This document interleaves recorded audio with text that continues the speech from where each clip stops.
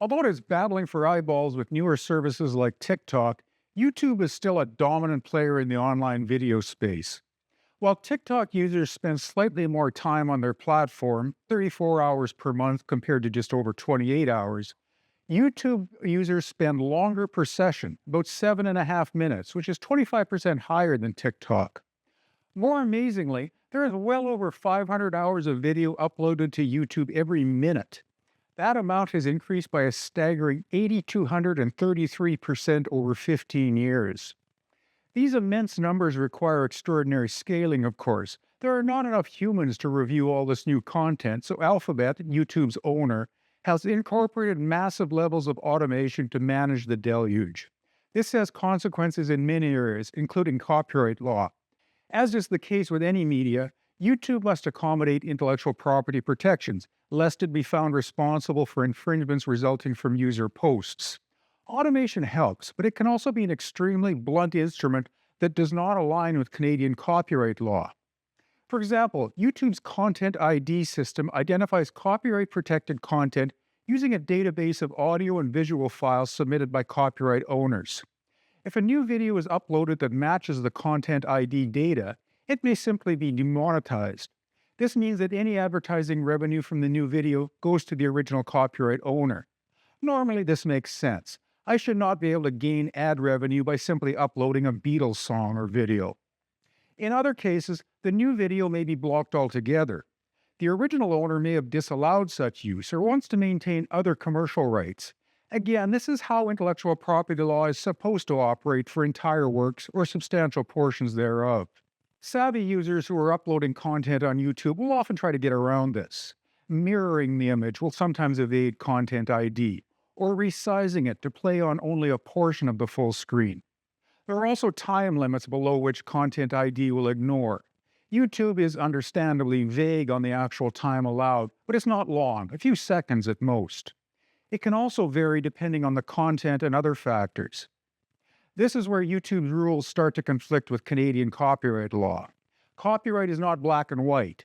Using a protected work in one environment might be offside, but it could be permitted, even legislatively sanctioned, in other cases. I can illustrate with a couple of examples. Suppose it's your daughter's wedding and time for the first dance of the happy couple. The bride and groom have chosen a popular song for the dance, one that everyone recognizes. Since it's the smartphone age, many of the attendees are recording this dance on video, including the audio. One or more of them upload the dance to YouTube.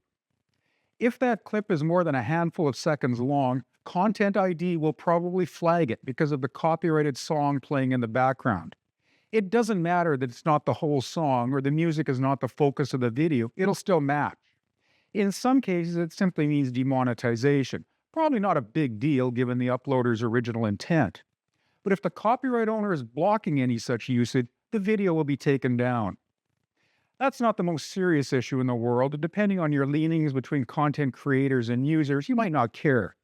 But let's look at another example, something that the Canadian Copyright Act specifically allows: parodies and satires. Perhaps you're a Weird Al Yankovic wannabe, and you're recording funny new lyrics to a well-recognized pop song. You want to upload it to YouTube to get exposure and perhaps receive some ad revenue. You may be out of luck. Depending on how close your music is to the original, Content ID may block it. But this is beyond what the Copyright Act disallows.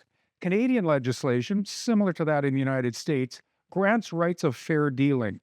These are carve-outs from the exclusive rights of copyright owners and serve various public interests. For instance, one is allowed to quote portions of copyrighted works for purposes of private study, news reporting, review, and yes, parodies. Under Canadian law, you are entitled to record a parody without violating copyright. This is a very general overview of the parody exception, and original owners may have rights to block or receive compensation. That's beyond this video.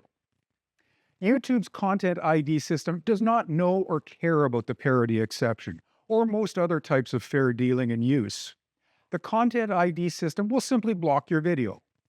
While there is an appeal process available, it is cumbersome, often expensive, and puts the onus on the new user instead of the copyright owner.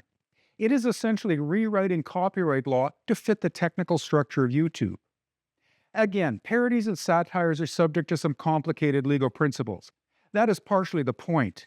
An algorithm like Content ID will not accommodate those principles and simply blocks everything, or at least beyond what the law might allow. That does not even deal with the fact that Alphabet, an American company subject to United States laws, is imposing its rules on other countries like Canada.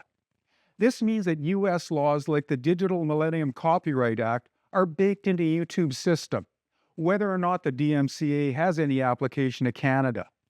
Although certain principles in the DMCA are also present in Canadian legislation, that's not always the case. For instance, in the US, the default, if a copyright claim is alleged, is for a provider like YouTube to simply take down the supposedly offending post and therefore avoid any co-liability for a violation. In Canada, YouTube would only have to give the offending uploader a notice that a claim has been made, and perhaps invite them to reconsider their choices in life. It is a significant difference, but in Canada, we can be saddled with the more stringent DMCA regime simply because YouTube is based in the United States. These are only a few instances of the immense power of the US to influence international laws. While Canada and the US share many copyright principles, a majority actually, there are significant differences which Canadian lawmakers have deemed to be important to this country. Those exceptions might be minimized or even eliminated due to the far-reaching nature of the internet and the domination of the tech industry from south of the 49th parallel. There are no good solutions to this, unfortunately. Obviously, one could challenge a YouTube decision or apply to a court to uphold the Copyright Act and override automatic blocking.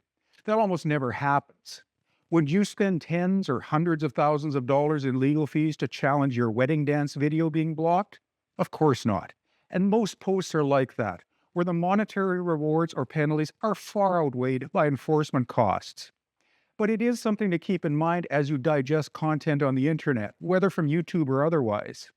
The technology and technical constraints imposed by social media and similar outlets are not necessarily aligned with Canadian legislation. Sometimes that can help you, but often it is punitive. Have you run into any situations where content blocking was contrary to Canadian law? We would love to hear about them, as Presido's Intellectual Property and Technology Group regularly deals with these issues.